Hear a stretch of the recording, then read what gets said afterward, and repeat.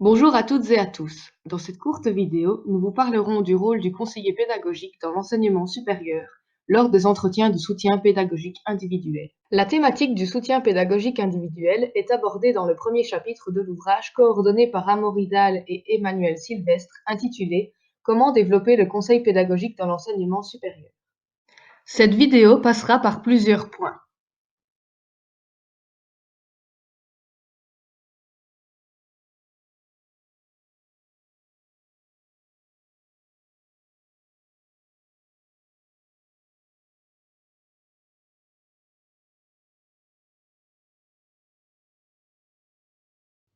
On distingue accompagnement pédagogique et entretien conseil.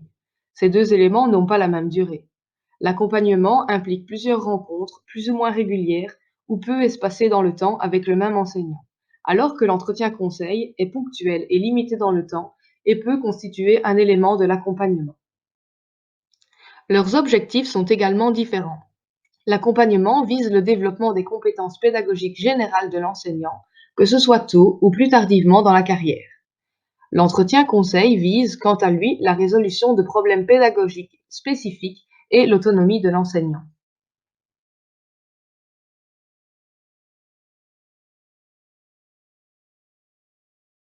Lors de l'accompagnement d'un enseignant, le conseiller pédagogique développe 5 axes de compétences et d'action. Sur l'axe de la relation, le conseiller pédagogique et l'enseignant interagissent et se concertent pour définir un objectif commun. Sur l'axe de la négociation, le conseiller pédagogique et l'enseignant définissent le cadre de l'accompagnement, les rôles et les actions de chacun, dans un contrat formalisé ou non.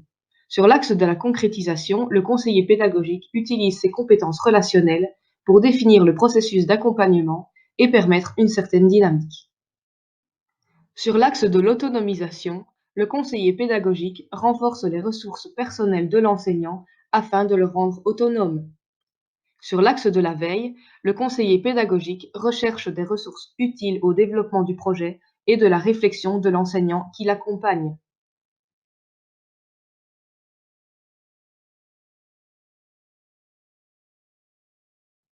Spécificité, pluralité et incertitude caractérisent l'entretien conseil. En effet, il s'agit de résoudre un problème précis. Tous les cas sont uniques et le conseiller pédagogique n'est pas certain de l'efficacité des solutions proposées. Analyser finement la situation permet de la distinguer d'autres situations a priori semblables.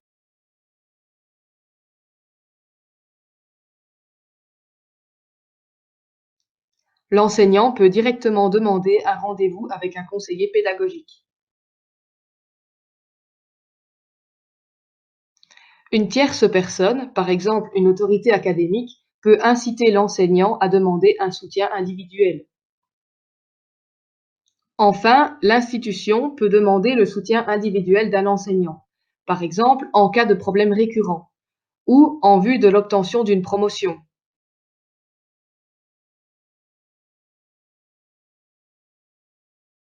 Dans la première étape, il s'agit de laisser l'enseignant s'exprimer à propos de sa situation et de s'assurer d'avoir bien compris en reformulant les propos entendus. La deuxième étape consiste à clarifier les informations récoltées dans la première en questionnant davantage l'enseignant. Par exemple, comment se déroulent vos cours? Comment se comportent vos étudiants dans telle situation?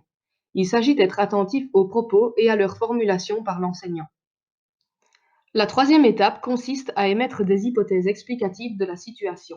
Afin d'éviter que l'enseignant se sente mis en cause, le conseiller pédagogique peut dépersonnaliser la situation en faisant référence aux principes pédagogiques qui y sont impliqués. Dans la quatrième étape, le conseiller pédagogique montre l'éventail des possibilités d'action.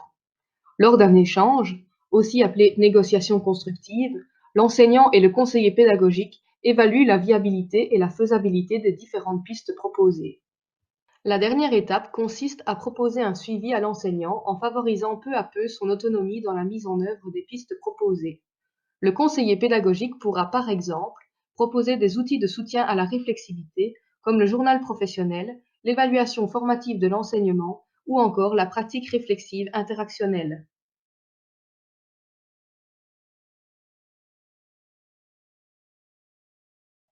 Nous l'avons déjà dit, un climat de confiance est indispensable au bon déroulement du soutien individuel.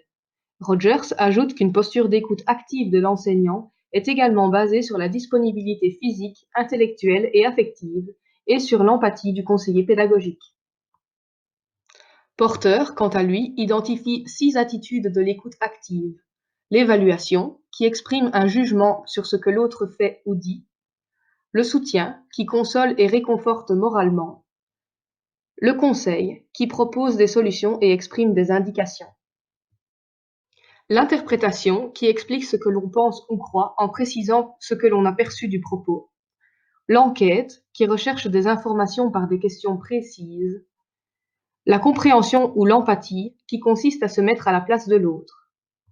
Il s'agira alors d'adopter l'une ou l'autre de ces attitudes en fonction des contextes rencontrés.